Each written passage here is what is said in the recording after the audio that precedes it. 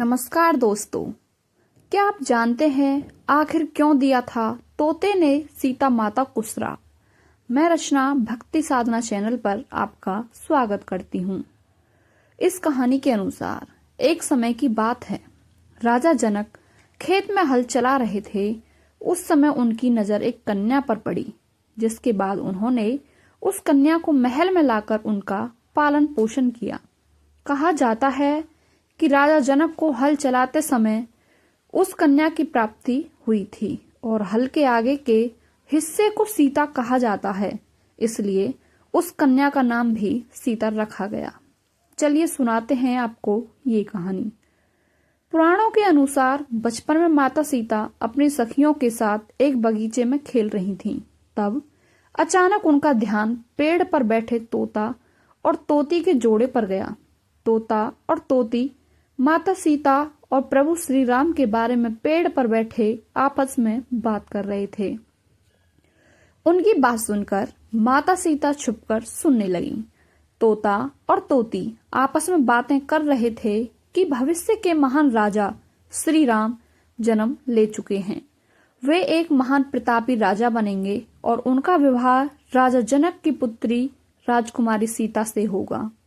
तोता और तोती के जोड़े से अपने बारे में सुनकर माता सीता आश्चर्यचकित होकर उनके पास पहुंची और तोते के जोड़े से कहा कि जिस राजकुमारी सीता की आप दोनों बात कर रहे हैं, वे ही जनक पुत्री राजकुमारी सीता हैं।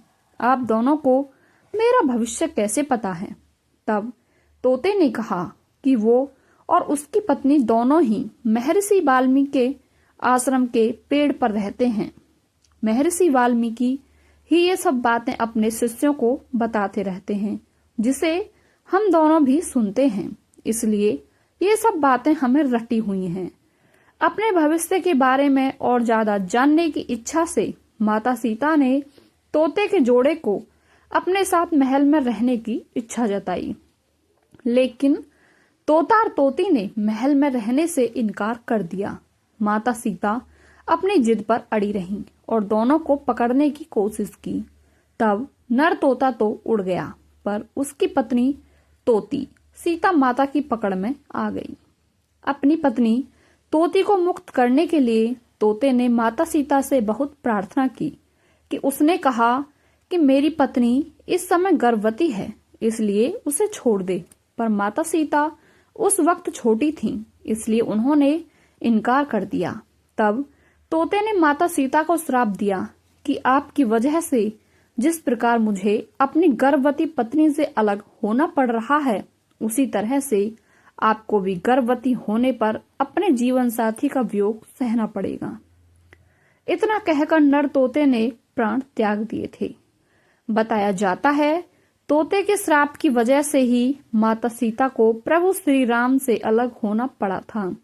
माना जाता है कि अगले जन्म में वही तोता धोबी बन गया था। यह वही धोबी था जिसने माता सीता के चरित्र पर उंगली उठाई थी और श्री राम को राजधर्म के कारण माता सीता को त्यागना पड़ा था। आपको ये कहानी कैसी लगी हमें कमेंट करके अवश्य बताएं, और यदि आप हमारे चैनल पर नए हैं तो चैनल को सब्सक्राइब करके बेल आइकन अवश्य प्रेस करें। मिलते हैं आपसे अगली कहानी में। बहुत बहुत धन्यवाद।